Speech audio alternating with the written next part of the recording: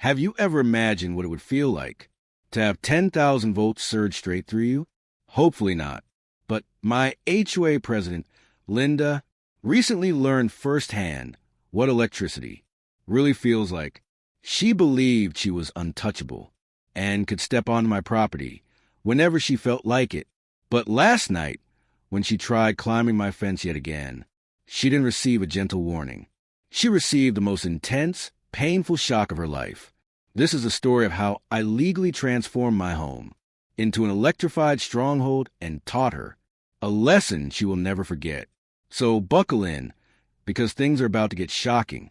Make sure you subscribe to the channel right now and hit the bell icon so you don't miss any future videos. It all started when I bought my dream house in what I thought was a calm, friendly neighborhood. I expected peace, but I had no idea a nightmare was living right next door. Linda is our HOA president, and she has an unhealthy obsession with controlling every detail of everyone's life.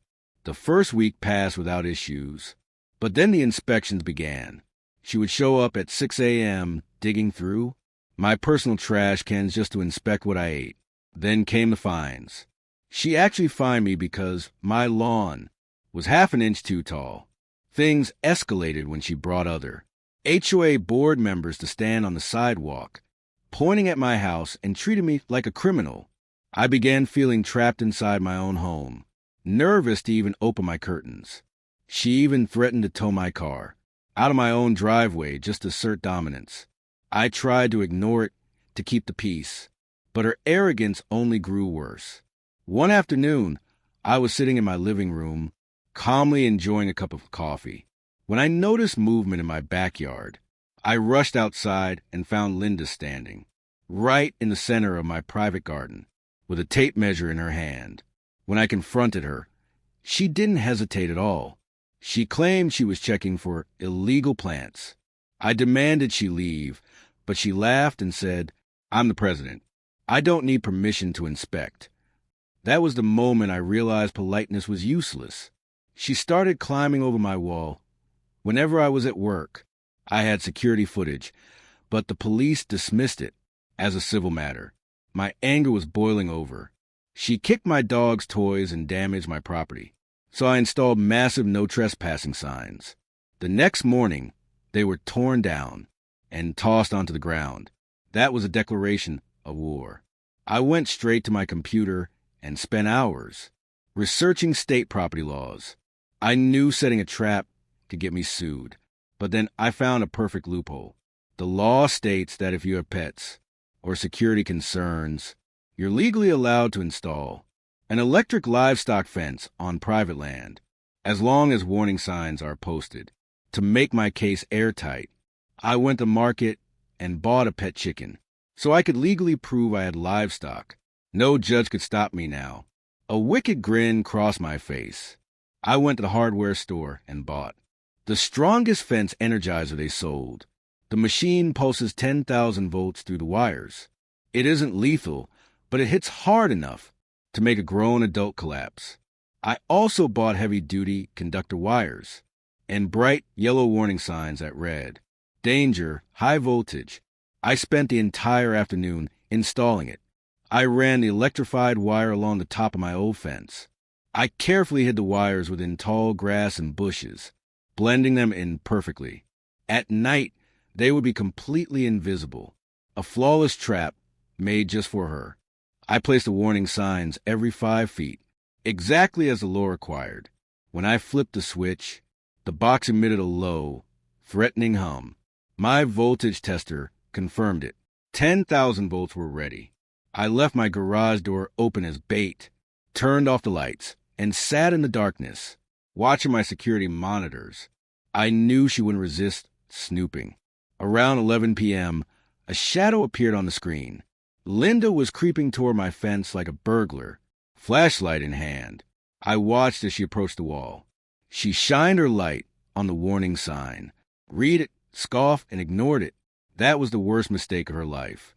She pocketed her flashlight and grabbed the fence with both hands. The instant her skin touched the wire, a bright blue spark exploded into the darkness with the loudest crack I've ever heard.